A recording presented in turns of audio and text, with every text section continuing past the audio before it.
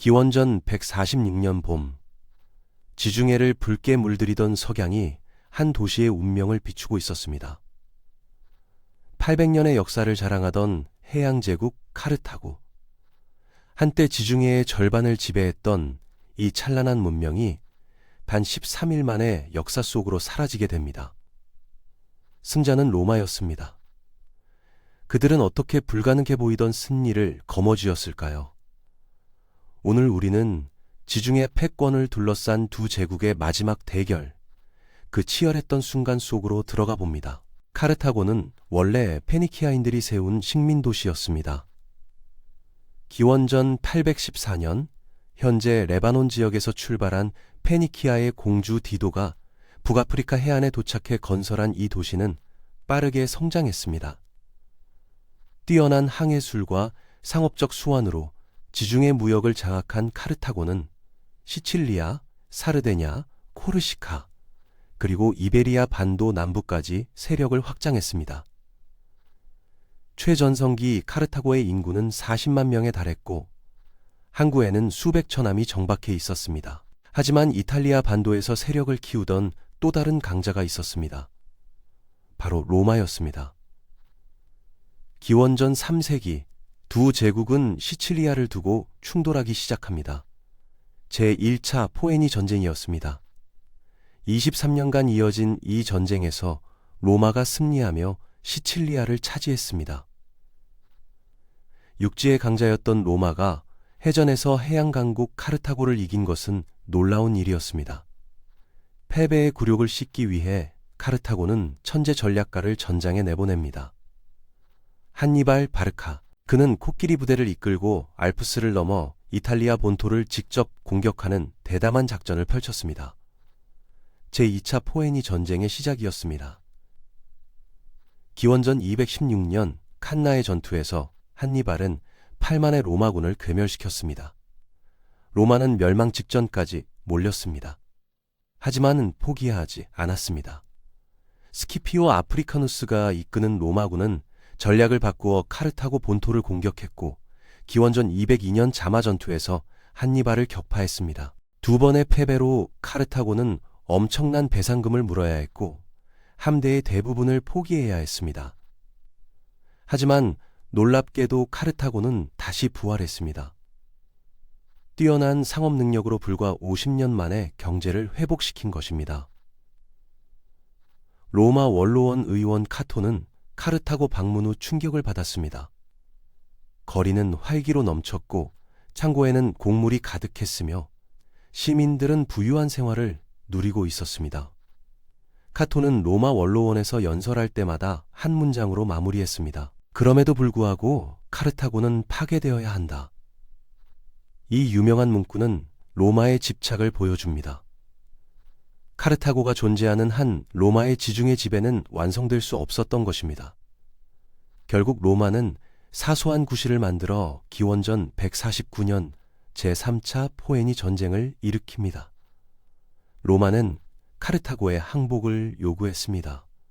처음에는 인질 300명을 내놓으라고 했습니다. 카르타고는 응했습니다. 그 다음에는 모든 무기를 내놓으라고 했습니다. 카르타고는 20만 개의 무기와 2,000개의 투석기를 넘겼습니다. 그러자 로마는 최후 통첩을 내렸습니다. 도시를 버리고 내륙 16km 안쪽으로 이주하라. 이것은 상업도시 카르타고에게 사형 선고와 같았습니다. 바다와 떨어진 카르타고는 존재할 수 없었습니다. 결국 카르타고 시민들은 결사항전을 결의했습니다. 이미 무기를 모두 넘긴 상황에서 시민들은 맨손으로 무기를 만들기 시작했습니다. 여성들은 머리카락을 잘라 투석기의 줄을 만들었고 사원의 금은 장식품들을 녹여 무기를 제작했습니다. 3년간 카르타고는 로마의 포위 공격을 버텨냈습니다. 기원전 146년 로마는 새로운 사령관을 임명합니다. 스키피오 아이밀리아누스. 그는 자마 전투에서 한니발을 물리친 스키피오 아프리카누스의 손자였습니다. 젊은 스키피오는 체계적인 전략으로 카르타고를 완전히 봉쇄했습니다. 육지에서는 이중 성벽을 쌓아 보급로를 차단했고 바다에서는 항구 입구를 막았습니다. 굶주림이 카르타고를 엄습했습니다. 마침내 기원전 146년 봄, 로마군은 총공격을 시작했습니다. 8만의 로마군이 성벽을 넘어 도시로 쏟아져 들어왔습니다. 카르타고 시민들은 거리마다 집집마다 저항했습니다. 로마군은 한 블록을 점령하는데도 하루가 걸렸습니다. 좁은 골목에서는 백병전이 벌어졌고 지붕 위에서는 돌과 기와가 빗발쳤습니다. 로마 병사들은 집집마다 문을 부수고 들어가 소탕전을 벌였습니다. 6일째 되던 날 전투는 카르타고의 심장부인 비르사 언덕으로 옮겨갔습니다. 5만 명의 시민들이 이곳에 모여 마지막 저항을 준비했습니다. 신전의 계단마다 시체가 쌓였고 거리는 피로 물들었습니다. 역사가 폴리비우스는 이 광경을 직접 목격하고 기록으로 남겼습니다. 하늘은 연기로 뒤덮였고 불타는 건물에서 비명소리가 끊이지 않았다. 13일째 되던 날 카르타고의 최고 사령관 하스드루발은 항복했습니다. 하지만 그의 아내는 달랐습니다. 그녀는 두 아들의 손을 잡고 불타는 신전 꼭대기에 올라갔습니다. 그리고 로마군을 향해 외쳤습니다. 비겁한 남편은 자신의 목숨을 구걸했지만 나는 조국과 함께 죽겠다. 그녀는 아이들과 함께 불 속으로 뛰어들었습니다. 이것이 800년 카르타고 역사의 마지막 장면이었습니다. 승리한 로마는 그들의 승리를 확실히 했습니다. 스키피오는 17일 동안 도시를 불태우라고 명령했습니다. 생존한 5만 명의 카르타고인들은 노예로 팔려갔습니다.